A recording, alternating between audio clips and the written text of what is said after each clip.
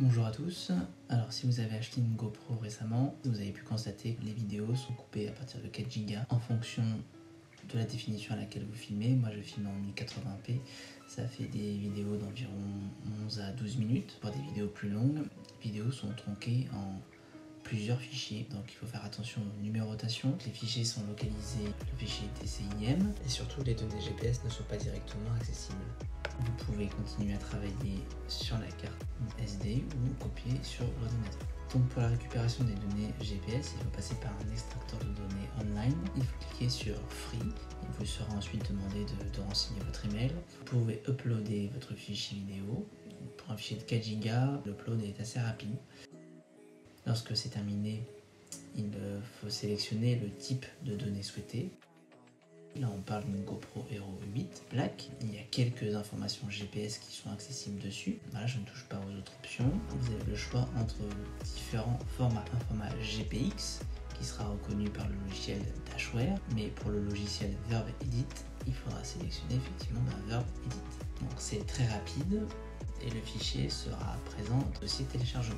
Alors maintenant nous allons chercher à optimiser les données GPS. Dans une première option, nous allons utiliser le logiciel Garmin Basecamp, qui est un logiciel gratuit. Lorsque vous ouvrez un fichier GPX avec le logiciel Garmin Basecamp, vous allez avoir un tracé constitué de différents points de mesure de coordonnées. Toutefois, là on voit que sur ce tracé-là, il y a un problème. Les premières valeurs sont complètement à côté de la plaque. Vous avez donc la possibilité de les supprimer pour retrouver un tracé plus juste. Cette situation peut se présenter lorsque vous avez allumé votre caméra GoPro et être passé tout de suite en action, ce qui empêche le GPS de la GoPro de bien se repérer par rapport au satellite. Lorsque vous filmez longtemps avec la caméra GoPro et avec le firmware 1.60, vous allez vous retrouver avec deux fichiers qui comportent des données GPS. Vous allez donc souhaiter faire, c'est fusionner ces deux fichiers. Vous avez deux façons de faire. La première est d'ouvrir ces fichiers avec le logiciel Garmin Basecamp, puis de les fusionner. Donc, en cliquant sur les deux fichiers puis joindre mon tracé, vous avez la possibilité de les fusionner. Alors, ce qui est important aussi, c'est l'export vers la carte SD de la GoPro. Et là, il faut donc avoir pensé à l'avoir connecté au Mac ou à l'iPad Pro pour pouvoir l'exporter. En faisant envoyer à l'appareil, vous allez avoir le nom de votre carte SD. Chez moi, c'est ActionCam, mais ça peut être autrement chez vous, bien sûr. Et dans votre carte SD, vous allez le retrouver dans un dossier Garmin GPX. Une autre méthode pour fusionner deux fichiers GPX sont de les ouvrir avec le logiciel TextEdit qui se trouve sur tous les Mac. Donc en ouvrant les deux fichiers, vous allez repérer différentes balises qui identifient le début et la fin du fichier, ainsi que des balises qui identifient les coordonnées GPS. Donc, tout ça, c'est un ensemble de points. Donc, pour simplifier, vous copiez-collez la totalité du fichier à la fin du fichier 1, puis vous faites une suppression des balises qui sont inutiles. Et lorsque vous allez enregistrer, cela va automatiquement conserver l'ensemble des données. Pour vérifier cela, nous pouvons utiliser le logiciel Garmin Basecamp et nous retrouvons le tracé que nous avions tout à l'heure. Lorsque vous allez avoir deux vidéos dans un seul et même événement, il est souhaitable de les fusionner pour ensuite pouvoir les synchroniser avec des fichiers GPS que vous aurez fusionnés par la technique montrée auparavant. Alors je ne vais pas m'étendre, mais vous avez différentes possibilités. Vous avez le logiciel Dashware, le iMovie et le logiciel de montage LumaFusion. Alors, ce qui va prendre un petit peu plus de temps maintenant, c'est la synchronisation entre le film et les données GPS. Donc je vais vous montrer deux techniques. La première utilise le logiciel Garmin Verve Edit, qui est un logiciel gratuit. Lorsque vous allez donc créer une nouvelle vidéo, vous allez sélectionner votre fichier. Vous le nommez comme vous le souhaitez. Vous avez différents outils. Vous pouvez retourner, inverser, couper avant, couper après. C'est un petit logiciel de montage.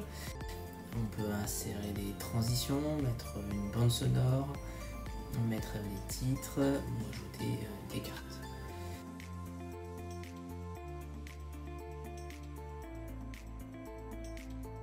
Mais ce qui va nous intéresser principalement ici, c'est la synchronisation avec les données. Vous avez la possibilité de mettre différents affichages tête haute. Vous avez la possibilité de monter votre propre affichage et de le sauvegarder. Vous avez la possibilité ensuite de sélectionner ce qu'on appelle les jauges de différentes catégories, la vitesse, le nombre de tours, le tracé. Vous avez la possibilité de sélectionner la jauge de votre choix, de la déposer sur l'écran. Vous allez remarquer d'ailleurs que automatiquement elles prendront la couleur verte et blanche. C'est moi qui l'ai choisi, mais vous pouvez entièrement le personnaliser. On prend l'exemple ici, sur la vitesse, ce sera finalement blanc et vert. Et les tours, c'est également la même chose, ce sera blanc et vert. Voilà, maintenant comment procède-t-on pour synchroniser les données GPS avec la vidéo? Donc vous allez pouvoir importer les données GPS en cliquant sur importer GMetrix. Vous allez sélectionner le fichier sur votre carte SD. Donc là on retrouve le dossier Garmin. Ensuite vous sélectionnez votre affichage tête haute. L'étape d'après sera de choisir l'heure de début d'activité. Donc vous allez positionner le point rouge, on va dire, sur la ligne de départ. Faites attention éventuellement à ce que ce point rouge ne soit pas directement sur un virage serré par exemple. Vous risquez de passer plusieurs fois par le point rouge et donc de fausser le nombre de tours décompté. Donc je le positionne ici et ensuite il faut synchroniser. Donc là il faut commencer avec la vidéo et positionner la vidéo à un endroit que vous arrivez à identifier. Donc moi je vais essayer de me positionner au niveau de la ligne d'arrivée. Voilà, là je suis bien positionné. Et donc ensuite je vais prendre mon point rouge qui est censé représenter ma position sur le tracé et je vais le positionner là où je pense que c'est le plus juste. Voilà. Une fois cela fait, je peux lancer la lecture du fichier et regarder si je me suis bien synchronisé et ajuster en fonction des besoins. Je peux ensuite raccourcir si j'estime qu'il y a une partie du fichier, du film qui est en trop. Une fois que vous êtes satisfait, vous pouvez exporter la vidéo où vous le souhaitez. Voici ce que donne le montage sur le Garmin Verb Edit. Vous allez voir, c'est franchement pas mal.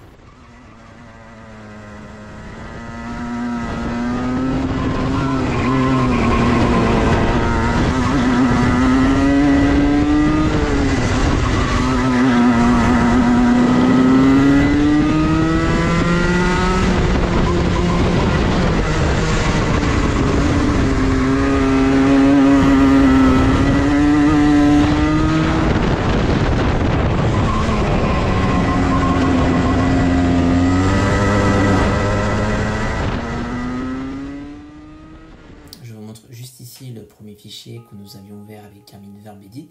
Si vous n'avez pas pris le temps de supprimer les points incorrects, vous allez avoir un tracé un petit peu bizarre sur votre vidéo. Maintenant, la deuxième solution est le logiciel Dashware. Ce n'est pas un logiciel qui existe sur Mac, donc il faut pouvoir émuler Windows qui tourne sur Parallèle. J'ai un vieux MacBook qui commence à s'essouffler, je pense que sur des machines plus puissantes, ça tournera assez bien. Donc là j'ouvre un projet, peut-être un projet que j'avais déjà créé et qui comporte finalement les principales informations, la vitesse, le tracé et les tours. Je vais donc chercher le fichier vidéo. Je vais ensuite chercher un fichier GPX et donc là rappelez-vous il faudra avoir téléchargé un GPX et non pas en Verb Edit. La synchronisation est assez simple. Dans un premier temps, avant de commencer quoi que ce soit, de cocher la case Sync with Video afin de bouger le curseur de la vidéo mais également du tracé. Vous voyez le petit point rouge est à peu près au bon endroit. Je vais donc appuyer sur le bouton Set Start Finish et le point vert va se positionner ici. Donc l'avantage avec le logiciel Dashware, c'est qu'on peut voir la vitesse et les temps sous une forme de télémétrie. Ensuite, il faut synchroniser au mieux. Donc il est important de positionner votre vidéo sur un point que vous arrivez à identifier et ensuite de synchroniser petit à petit le point rouge. Enfin, pour terminer, je vous présente les temps qui ont été enregistrés par la piste comparés aux temps qui me sont fournis par le logiciel Dashware ou les temps qui sont affichés par Verb Edit. Dans l'ensemble, les différences ne sont pas énormes et on voit que c'est toujours le tour 14 qui est identifié comme le plus rapide.